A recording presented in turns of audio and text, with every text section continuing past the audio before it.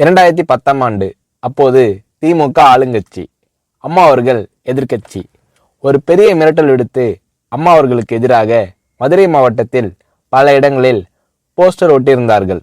அந்த போஸ்டரில் அம்மா அவர்கள் மதுரைக்கு வந்தால் திரும்பி செல்ல மாட்டார், மதுரைக்கு அம்மா அவர்கள் வரக்கூடாது என்று மதுரை மாவட்டத்தில் பல இடங்களில் அந்த போஸ்டரை ஒட்டி பெரிய மிரட்டல் எல்லாம் கொடுத்தார்கள். அதேபோல் ஜெயா டிவிக்கும் மிரட்டல் தொலைபேசிகள், மிரட்டல் கடிதங்கள் வந்து கொண்டிருந்தது. ஜெயா டிவியின் செய்தி பிரிவினர் இந்த மிரட்டல்களை பற்றியெல்லாம் தியாகத்தலைவி சின்னம்மா அவர்களிடம் சொல்லி அம்மா அவர்களின் கவனத்திற்கு கொண்டு சென்றார்கள். அம்மா அவர்கள் துணிச்சல், வீரம், கம்பீரம் இவற்றின் ஒட்டுமொத்த உருவம். அதனால் புரட்சி தலைவி அம்மா அவர்கள், நான் மதுரைக்கு போய் தீருவேன், பொதுக்கூட்டத்தில் பேசியே தீருவேன், எது நடந்தாலும் எதிர்கொள்கிறேன் என்று சொல்கிறார்கள்.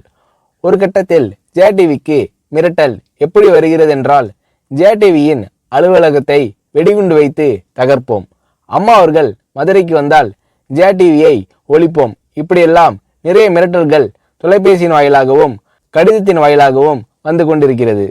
இந்த மிரட்டல்களை எல்லாம் கடந்து அம்மா அவர்கள் மதுரைக்கு சென்று பிரம்மாண்டமான பொதுக்கூட்டத்தில் லட்சக்கணக்கான மக்கள் மத்தியில் எழுச்சி உரையாற்றும் போது, ஒரு எதிர்க்கட்சியின் தலைவி என்ற முறையில் என்னை நீங்கள் மிரட்டுங்கள், ஒரு எதிர்க்கட்சியினை நான் நடத்துகிறேன் என்பதற்காக கழகத்தை மிரட்டுங்கள், ஜெயா டிவியை எதற்காக மிரட்டுகிறீர்கள், ஜெயா டிவியின் அலுவலகத்தை நீங்கள் தகர்ப்பீர்களா, ஜெயா டிவியை நீங்கள் ஒழித்து கட்டிவிடுவீர்களா, பார்க்கலாமா, ஜெயா டிவியை ஒழித்து கட்டிவிட்டால் என்னுடைய அரசியல் குரலை ஒழித்து விடலாம் என்று கனவு காணுகிறீர்களா, ஜெயா டிவி என் உயிருக்கும் மேலானது, நான் என்னுடைய உயிரை விட அதிகமாக நேசிப்பது, என்னுடைய அரசியல் கரமாக நான் போற்றி புகழ்வது, அதன் மேல் நீங்கள் கை வைப்பீர்களா, பார்க்கலாமா என்று எழுச்சி உரையாற்றினார் புரட்சி தலைவி அம்மா அவர்கள்.